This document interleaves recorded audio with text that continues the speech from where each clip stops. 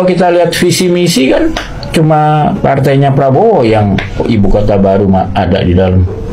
Yang lain nggak ada. Oh, kita udah pernah bahas berkali-kali kan, dia suka nanya nih siapa kira-kira yang paling bisa melanjutkan.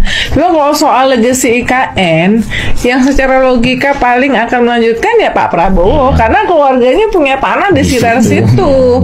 Jadi harga tanahnya akan naik tuh kalau ibu kotanya jadi itu. Jadi sebenarnya logika sederhananya itu kepentingannya sama. Kepentingannya tuh itu. 180.000 hektar ini bukan ruang kosong. Sebagian besar wilayahnya telah dikuasai oleh sejumlah perusahaan pemegang konsesi lahan.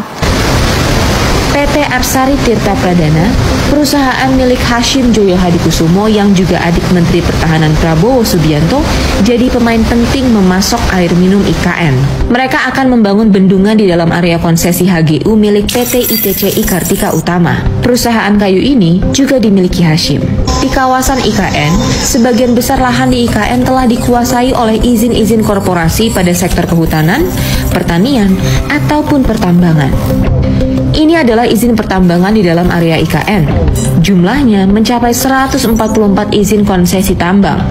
Beberapa wilayah konsesi ini tumpang tindih dengan 2 konsesi kehutanan berstatus IUP HHKHA milik Hashim Joyo Hadikusumo lewat PT Kartika Utama dan IUP HHKHT milik Sukanto Tanoto lewat PT ITCI Hutani Manunggal yang menguasai area barat IKN.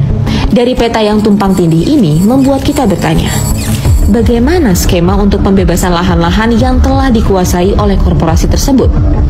Alhasil, wacana tukar guling izin pun mencuat. Soal bagi-bagi keuntungan konsesi juga terjadi di wilayah timur.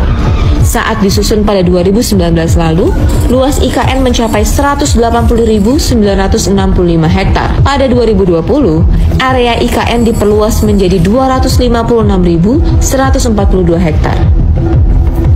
Perluasan ini membuat area tambang batubara milik PT Kutai Energi ini dan perkebunan sawit PT Kaltim Utama 1 di wilayah utara Kecamatan Muara Jawa ini akhirnya masuk dalam area IKN. 2 perusahaan ini adalah anak perusahaan Toba Sejahtera Group yang berafiliasi dengan Luhut Binsar Panjaitan. Mengenai sejumlah nama yang muncul dalam data konsesi lahan dalam kawasan ibu kota negara, kami juga sempat mengklarifikasi ke Gubernur Kalimantan Timur, Isran Nur. Dia tidak menampik soal jejak sejumlah nama ini. Jadi Pak Gubernur nyebut nama pengusaha Pak Hashim, adiknya Pak Prabowo. Dia akan membangun sebuah waduk besar, bendungan besar untuk suplai. Awalnya dia itu kan untuk suplai Balikpapan.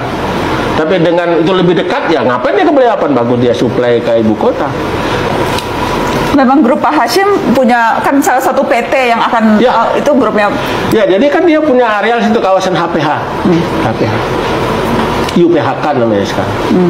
Ada juga yang perusahaan punyanya Pak Sukanto Tanoto. Nah, itu dia lahan dia itu.